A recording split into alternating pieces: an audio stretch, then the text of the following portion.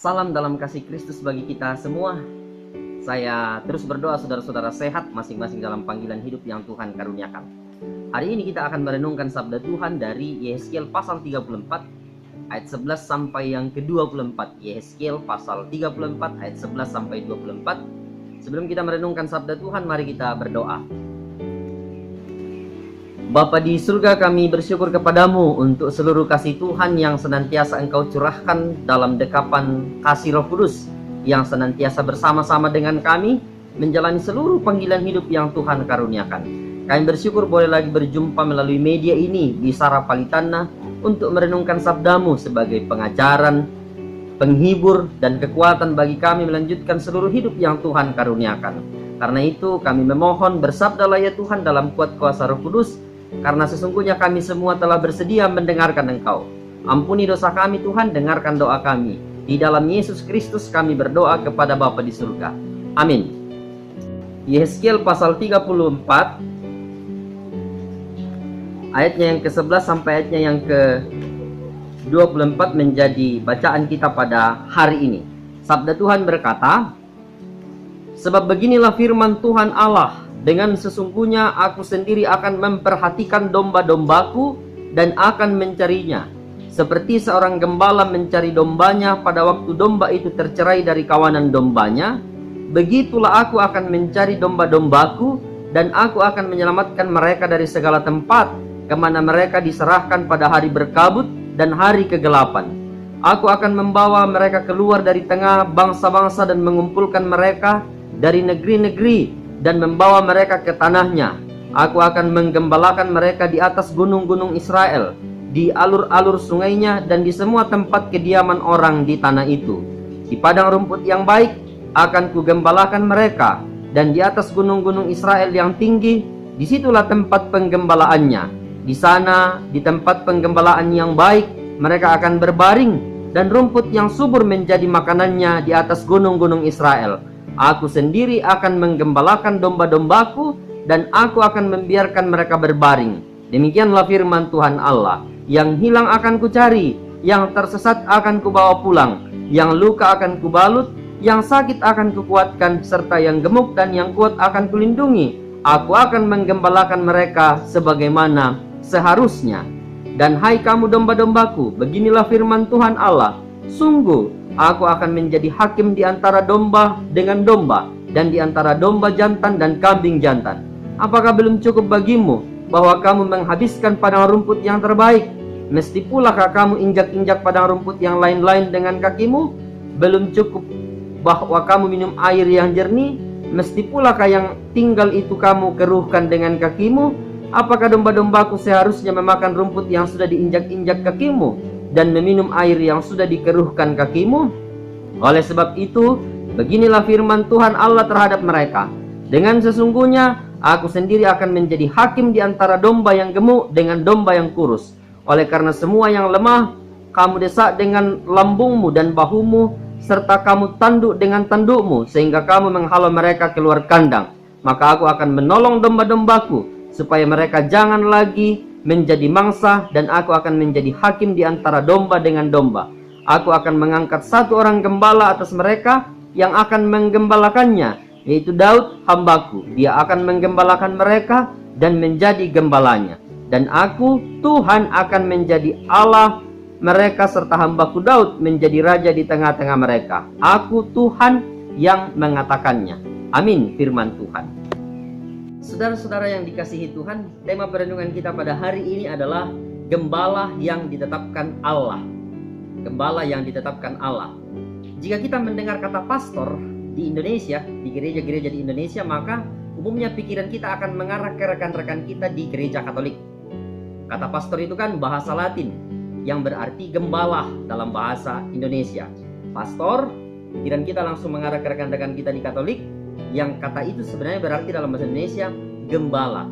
Tapi menariknya, jika kita mendengar kata gembala di dalam gereja, maka nyaris kita selalu mendengarkan ungkapan ini banyak digunakan oleh teman-teman kita, saudara-saudara kita di gereja-gereja Protestan, aliran karismatik. Kadang-kadang kita mendengar istilah gembala sidang, bapak dan ibu gembala, dan lain-lain. Apakah ada perbedaan arti antara kata pastor dan gembala? Tidak ada perbedaannya. Cuman satu bahasa Latin dan satu bahasa Indonesia kan? Itu yang ada. Tapi untuk gereja Protestan mainstream, kayak kita ini gereja Toraja atau yang sejenisnya itu, kita agak kurang familiar dengan kata gembala. Salah satu yang familiar dengan kata gembala dalam gereja mainstream adalah kalau kita bicara soal pastoral, penggembalaan. Nah, itu saja yang agak sedikit akrab. Tapi untuk pelayan khusus agak tidak familiar kita menggunakan atau memanggil seorang pelayan khusus dalam gereja kita dengan kata gembala, meskipun salah satu tugasnya adalah menggembalakan. Nah, kita gereja-gereja mainstream Protestan itu kita lebih akrab menggunakan kata pendeta. Pendeta dalam Kamus Besar Bahasa Indonesia, pendeta itu berarti orang pandai. Jangan main-main, dia pandai, paling tidak kan sarjana teologi kan. Pertapah dalam cerita-cerita lama. Nah, semedi atau ya berdoa khusus lah, katakanlah begitu. Pendeta juga bisa berarti pemuka atau pemimpin agama atau pemimpin jemaat. Dalam agama Hindu dan Protestan biasanya diartikan seperti itu. Pendeta juga bisa berarti rohaniawan, bisa juga berarti guru agama. Kata ini sendiri, kata pendeta dari bahasa Sanskerta yang kemudian disebut pandita yang berarti brahmana atau guru. Itu yang akrab dengan kita. Jadi pastor umumnya kita langsung identik dengan teman kita dari Katolik. Gembala umumnya kita identik dengan teman-teman di gereja Protestan karismatik. Lalu kita pendeta.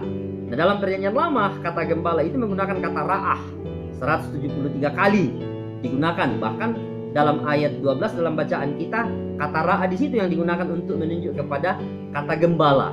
Sedangkan dalam Perjanjian Baru kata gembala itu menggunakan kata poimen 18 kali dalam Perjanjian Baru. Ini juga digunakan dalam terjemahan ayat 12. Kalau kita baca terjemahan Septuaginta khusus Yeskiel pasal 34 ayat 12 bacaan kita tadi. Nah, dalam Kamus Besar Bahasa Indonesia, gembala berbeda dengan pendeta ya. Gembala berarti penjaga atau pemiara binatang. Itu arti pertama. Gembala, penjaga atau pemiara binatang. Lalu arti keduanya adalah penjaga keselamatan orang banyak. Itu juga arti dari kata gembala.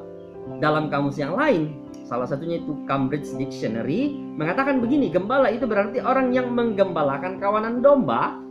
Menggembalakan kawanan domba terus berada di dekat dombanya.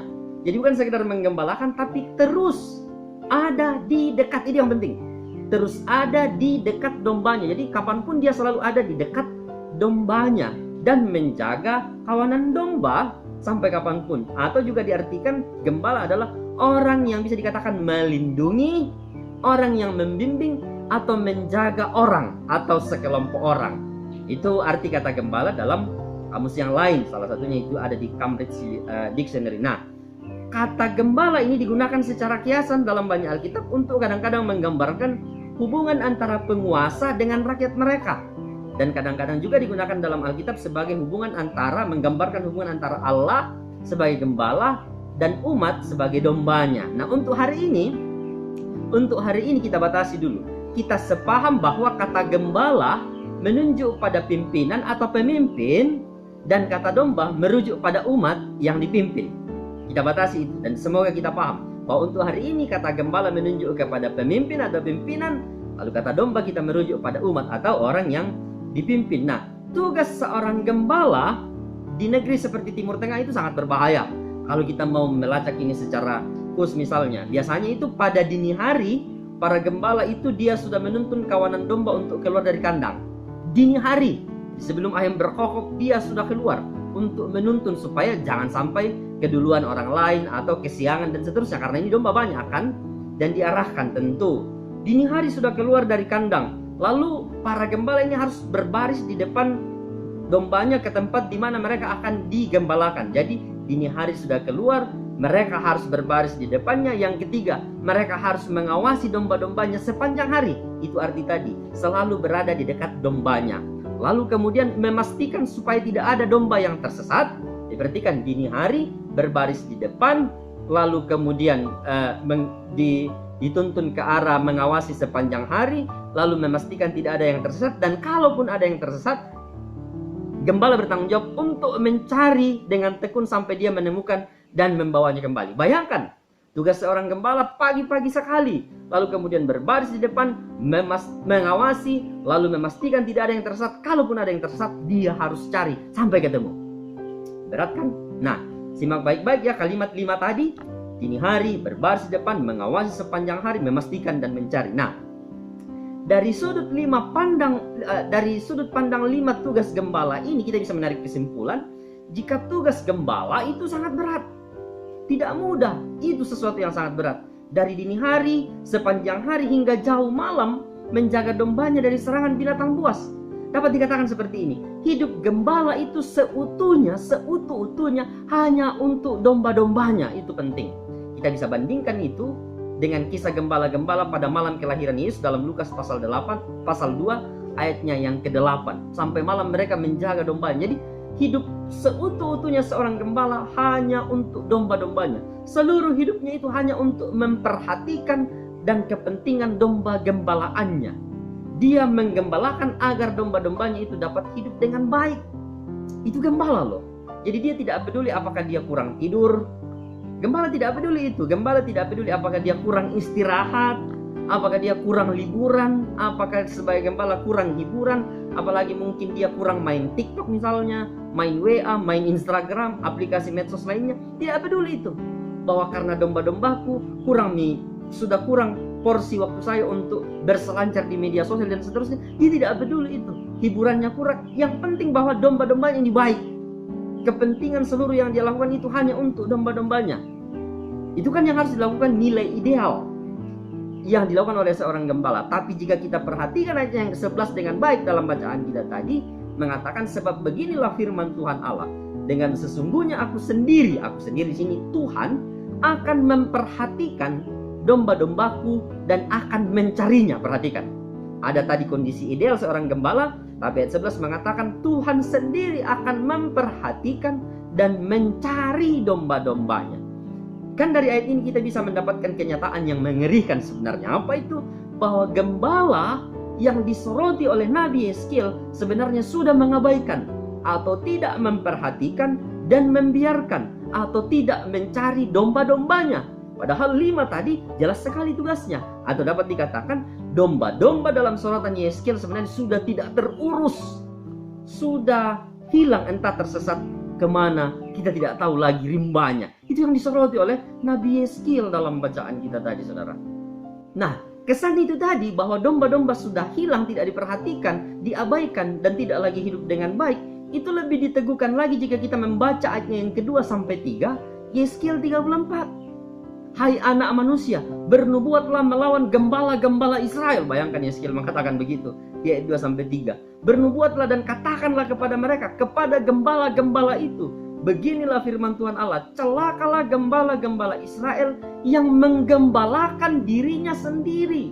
Bukankah domba-domba yang seharusnya digembalakan oleh gembala-gembala itu, kamu menikmati susunya, dari bulunya kamu buat pakaian, yang gemuk kamu sembelih, tetapi domba-domba itu sendiri tidak kamu gembalakan. Jadi tugasnya jelas tadi, mereka yang harus memperhatikan dan mencurahkan seluruh perhatiannya kepada domba. Tapi justru terbalik sekarang, mereka lah yang melakukan sesuatu untuk menggembalakan dirinya sendiri dan mengambil keuntungan dari domba-domba gembalaannya. Tugas gembala sebagai penjaga, pelindung bagi domba-dombanya sudah tidak terjadi dalam bacaan kita. Yang ada adalah gembala dalam bacaan kita hanya sibuk menjaga dan melindungi dirinya sendiri. Itu realitas yang disoroti oleh Yeskiel. Ini bukan gembala sebenarnya namanya, tapi berlagak saja gembala, padahal aslinya balala. Kira-kira itu padanan kata, permainan kata yang saudara-saudara bisa ingat. Gembala seperti ini yang menyebut dirinya gembala, tapi sebenarnya hanya memperjuangkan dirinya sendiri, kepentingannya sendiri, keluarganya sendiri, hanya berlagak gembala, tapi sebenarnya aslinya dia sementara menunjukkan sikap yang balala. Balala itu rakus ya, tamak, kira-kira begitu. Tuh, kira-kira dalam arti dia toh kan memanfaatkan posisinya untuk kepentingan dan keuntungan dirinya. Jelas itu bukan gembala. Konsep gembala jelas untuk kepentingan domba-dombanya. Jadi konsep gembala orang yang baik memperhatikan domba-dombanya, tapi kalau sudah memperhatikan kepentingan, keuntungan dirinya, jelas dia bukan gembala, jelas dia bukan pemimpin, tapi balala tadi, rakus atau tamak. Bayangkan gembala yang balala, bayangkan seorang gembala yang rakus, yang tamak, apa jadinya domba? Kalau gembala sudah balala, sudah rakus, sudah tamak, hanya memperhatikan dirinya sendiri, pasti domba melarat, sekarat, dan akhirnya berkarat kan? Itu yang akan dialami oleh domba. Nah, dalam konteks bacaan kita, umat sudah sekarat di pembuangan. Itu harus diperhatikan. Dalam konsep bacaan kita, ya umat sudah sekarat di pembuangan, sudah melarat di Babel, dan sudah berkarat di tempat pengasingan karena tidak digembalakan. Itu realitas. Nah, menurut Yeskiel, kenyataan bahwa umat Israel sudah sekarat, sudah melarat, sudah berkarat di tempat pengasingan, itu karena kenyataan para gembala sudah tidak menjalankan perannya dengan baik, hanya berpikir untuk dirinya sendiri. So, jika saudara-saudara yang sementara dipercaya Tuhan sebagai gembala, dalam artian sebagai pemimpin, gembala sebagai atasan, gembala sebagai seorang yang sementara mengarahkan dan memperhatikan hidup orang banyak, jika saudara-saudara sementara dipercaya Tuhan sebagai gembala, ingat kata gembala di sini bukan hanya menunjuk kepada pandita, kepada pendeta, kepada pastor atau pada gembala dalam gereja, tapi sebagai pemimpin, termasuk sebagai pemimpin diri sendiri. Jangan jadi gembala yang balala. Jangan jadi gembala yang balala, tapi memang jadilah gembala. Jadi kalau saudara-saudara sementara dipercaya sebagai seorang gembala, menggembalakan orang lain, mengarahkan orang lain, menuntun orang lain, jangan jadi gembala yang balala. Karena itu pasti merusak dan membawa kehidupan domba-domba pada keadaan yang melarat, sekarat, dan akhirnya berkarat tadi.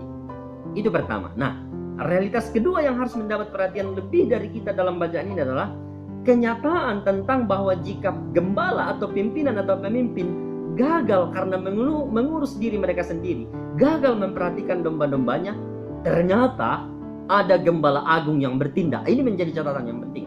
Jadi kalau posisi sebagai gembala yang diberikan kepada siapapun, dia gagal menjalankannya, hiburannya adalah ada gembala agung yang akan bertindak, yang akan berbuat jika apa yang dia percayakan pada gembala yang harusnya memperhatikan dan mencurahkan seluruh perhatiannya pada domba-dombanya tidak dilaksanakan, ada gembala agung yang akan bertindak dan berbuat. Dalam hal ini bacaan kita mengatakan gembala agung itu adalah Tuhan Allah. Tuhan Allah, Tuhan menjadi gembala kita, Tuhan yang akan menjaga kita, Tuhan yang akan melindungi kita. Dari ayat 12 sampai 16, Tuhan sebagai gembala akan bertindak. Artinya kalau gagal para gembala itu melaksanakan bangun dini hari, artinya soal bagaimana memperhatikan, lalu berbaris di depan, lalu kemudian mengawasi, memastikan, dan pada akhirnya mencari. Kalau ini gagal dilakukan oleh gembala, pimpinan, maka Tuhan sendiri yang akan menjadi melaksanakan apa yang 5 ini menjadi bagian dan tanggung jawab yang harus dinyatakan. Nah, hal apa saja yang Tuhan akan kerjakan sebagai gembala? Kalau kita memperhatikan ayat 12 sampai 16, di situ mencari, menyelamatkan dari segala tempat, membawa keluar dari bangsa-bangsa, mengumpulkan kembali ke tempat asalnya, menggembalakan di alur-alur sungai, di padang rumput yang baik, tempat berbaring dan rumput yang subur, dan puncaknya ada di ayat 16. Gembala kita yang adalah Tuhan itu, dia mengatakan yang hilang ku cari, yang sesat ku bawa pulang, yang luka ku balut, yang sakit ku kuatkan, yang kuat dan gemuk akan dilindungi. Bayangkan, itu yang akan dilakukan Tuhan pada umatnya. Jika pimpinan, gembala yang mengarahkan kita tidak lagi bertindak untuk mencari, untuk membalut, untuk menguatkan, untuk melindungi, Tuhan sendiri yang akan turun tangan, saudara-saudara. Itu menjadi sebuah kekuatan pengharapan. Tuhan akan menggembalakan domba-dombanya sesuai dengan seharusnya. Bagaimana itu gembala yang seharusnya? Kita bisa bandingkan dengan Mazmur 23. Tuhan gembalaku yang baik, takkan kekurangan aku. Ayat 1 sampai 6 itu boleh dibaca sendiri. Pesan sederhananya kan jelas. Tuhan memberi kita hidup, tanggung jawab dengan segala kasih setia di dalamnya, bukan semata-mata untuk membangun hidup kita sendiri, kepentingan sendiri, dan keindahan kita sendiri. Tuhan memberi kita tanggung jawab untuk juga membangun hidup orang lain. Itu prinsip. Seorang ayah adalah gembala yang ditetapkan Tuhan bagi keluarganya. Kerjakan dengan baik, jangan memperalat keluarga, kan begitu. Untuk kesenangan sendiri. Istri pun demikian, menjadi gembala, menjadi guru bagi keluarga. Sebenarnya bagian ini bisa diarahkan ke contoh-contoh konkret soal bagaimana seorang ayah menjadi gembala, ibu menjadi gembala. Cuman kalau nanti saya memberikan contoh-contoh konkret, di antara saudara-saudara yang komentar, Pak pendeta ini hanya pandai ngomong, tidak ada bukti. Oke lah, kita akan lihat Tuhan membuka jalan untuk hal itu. Nah, anak pun demikian. Jangan menjadikan kesempatan yang baik dari Tuhan melalui ketulusan orang tua menyediakan kebutuhan kita hanya untuk kesenangan sesaat. tidak menggembalakan diri kita dengan baik, hanya untuk kepentingan kita dan merugikan orang tua. Jangan. Kita minta kuliah, minta belajar, difasilitasi, ternyata kita tidak sibuk kuliah, tapi sibuk keliaran. Ini bukan pengalaman saya ya, saya cuma dengar. Bukannya sekolah dengan baik, tapi sibuk bikin kolak, ngumpul-ngumpul dengan teman-teman misalnya. Tidak apa-apa sekali-sekali, tapi kalau sudah berkali-kali, tekor orang tua kita. Mereka mengharapkan kita menjadi bersekolah dengan baik, tapi karena kita sering bikin kolak, akhirnya otak-otak kita seperti otak kolak. Yang ya hanya pada saat-saat tertentu dia dinikmati, tapi pada akhirnya tidak terlalu berfungsi dengan baik, kan seperti itu. Maksud saya adalah, jika tanggung jawab dari Tuhan itu tidak kita pakai dengan baik, Tuhan akan bertindak pada kita dan hidup kita loh. Jadi Tuhan mempercayakan kemampuan yang hebat pada masing-masing kita, paling tidak sebagai gembala pada diri kita sendiri, pada keluarga kita, pada anak-anak, pada orang tua kita.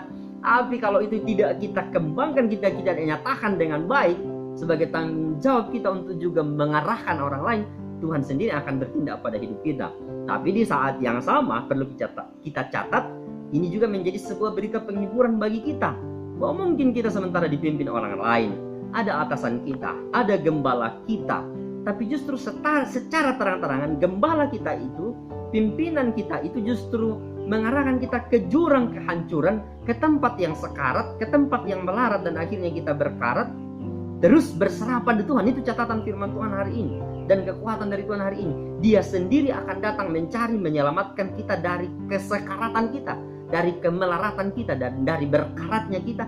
Tuhan sendiri yang akan datang membalut dan menghibur. Itu janji.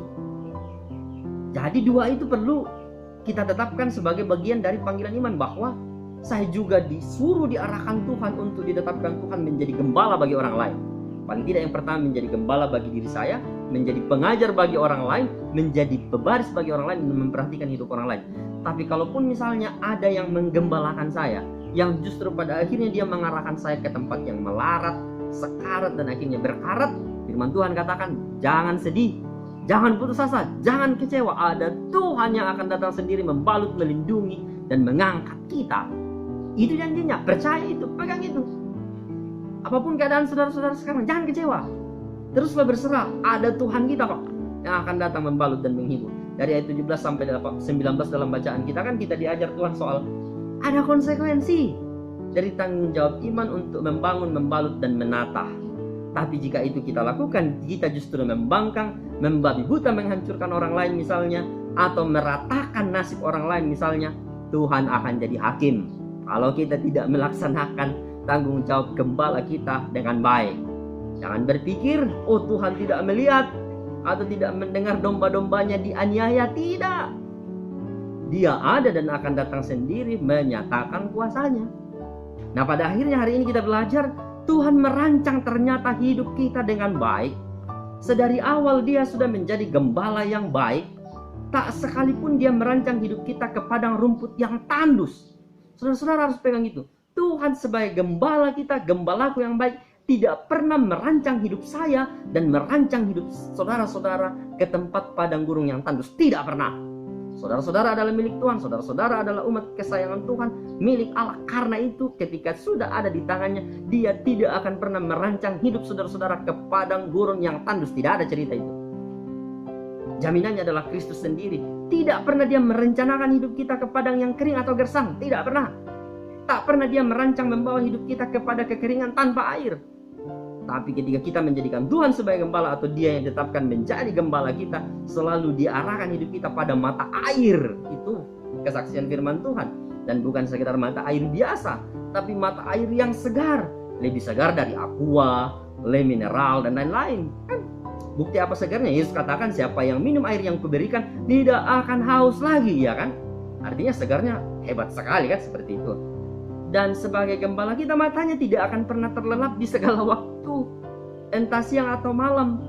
Gembala kita, Allah kita itu selalu terjaga sepanjang waktu, memastikan hidup kita aman-aman saja. Mungkin kita menderita, mungkin kita menangis, mungkin kita menjerit karena perilaku orang lain, tapi Tuhan akan selalu bersedia untuk membalut luka dan menyembuhkan kita. Tapi jangan juga mengambil posisi, oh ada gembala saya, orang yang akan selalu membalut luka saya, jadi karena itu kita seenaknya untuk melukai orang lain. Ingat, kita juga punya tanggung jawab untuk dijadikan Tuhan sebagai pengarah bagi orang lain. Nah, semua itu memuncak sebenarnya pada Kristus yang datang mencari kita, yang datang menyembuhkan luka kita, dalam hal ini dosa, dan menebus kita dari kematian yang kekal. Itulah gembala yang ditetapkan Allah sendiri. Meskipun dalam bagian bacaan kita dalam 23 dan 24 kan kata Daud yang kemudian disebutkan sebagai prototipe dari bagaimana seorang hamba, seorang gembala yang ditetapkan Tuhan untuk datang berkorban. Tapi merujuk pada akhirnya semuanya akan berpuncak pada Kristus yang ditetapkan Allah sendiri. Seperti dalam Yohanes pasal 10 ayat 14 sampai 15 kan Yesus mengatakan begini, "Akulah gembala yang baik dan aku mengenal domba-dombaku dan domba-dombaku mengenal aku. Sama seperti Bapa mengenal aku dan aku mengenal Bapa, dan aku memberikan nyawaku bagi domba-dombaku." Jadi gembala yang ditetapkan Allah, pertama-tama kita harus ingat dan selalu tahu bahwa gembala agung kita adalah Allah sendiri yang kemudian mewujud dalam Kristus yang datang mencari, menyelamatkan yang hilang, siapapun yang kemudian dia tetapkan sebagai anak-anaknya, sebagai domba-dombanya, dia telah datang, ditetapkan Allah. Dan pada saat yang sama, ketetapan Allah menjadi gembala kita juga diteruskan bagi kita untuk tahu bahwa kita juga semua punya tugas, tanggung jawab, ditetapkan Allah, dipilih Allah untuk juga menjadi pengajar, penjaga, pelindung bagi orang lain, sebagai perpanjangan tangan Allah menjamah hidup orang lain semata-mata untuk kemuliaan nama Tuhan. Tuhan memberkati hidupmu untuk terus menjalani kehidupan ini dengan bijaksana dalam penggembalaan Tuhan siang dan malam. Roh Kudus senantiasa menguatkan. Amin. Kita berdoa. Bapa di surga, kami begitu bersyukur boleh merenungkan sabdamu hari ini dengan baik.